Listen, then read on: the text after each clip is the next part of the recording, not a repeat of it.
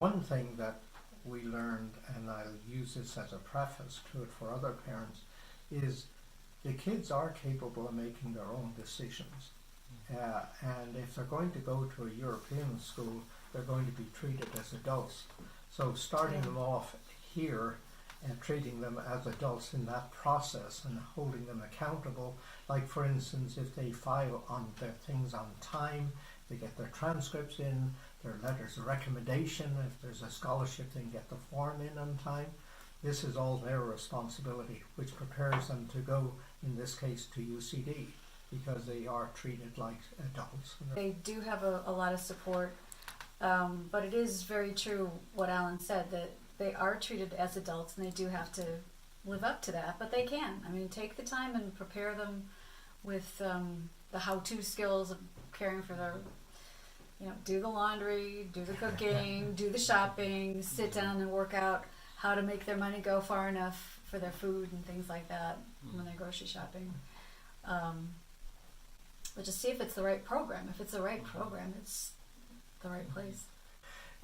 So UCD in their guidebook provided, what you needed to do in the International Student Handbook.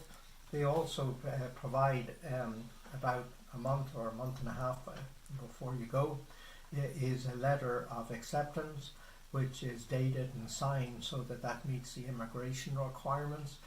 So everything is available to you. And and we did pretty religiously try to follow the checklist in the International Student Handbook, and that made the process that much easier. You still wondered when you put them on the plane in Chicago if they'd actually come out the other end in Ireland, and if they would be put back on the plane and sent back.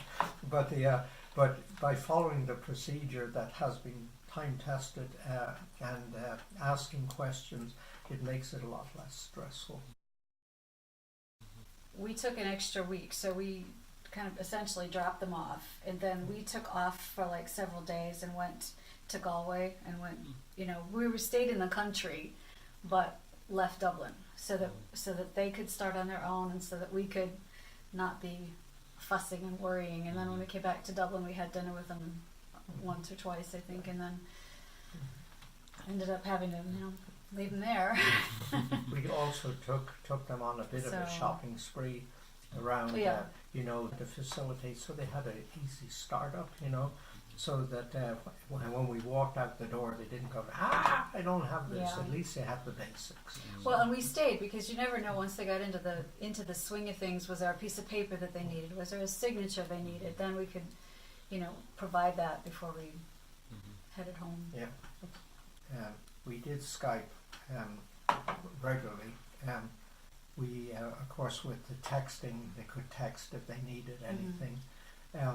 I think probably the issue that was always at the back of our mind is what would happen if the child got sick, and how would you handle that?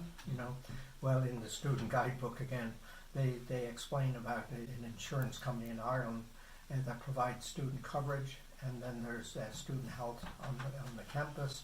And that turned out that was adequate and fine. But when you hear a kid coughing or they're saying I've got an earache or whatever, and you're talking on Skype, you go, oh, well, what am I going to do about it? Well, there's a structure there to take care of it. So I would say read your student handbook. Don't leave it to the student to read it, because I think it'll settle in your mind many of the issues. It may not answer everything under the sun, but email the folks, and within a day somebody will get back with you with the answer. So, well, we had a regular Skype call every week, and I think we probably had more conversation and better conversation with our kids, especially that first year, than most people do with a kid going to school in the same state, because you just wouldn't do that if they were 100 miles away. You just wait and they'd come home every so often. So.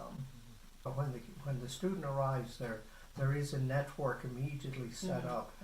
We visited the student welcome tents. We went around with the appropriate groups, and everything was pretty well laid out. It took all the anxiety away from it.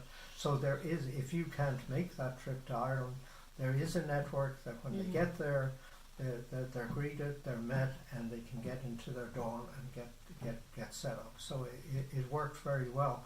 Yeah, I've been around universities for years in my career, and I would say that UCD does it as well as in the best schools.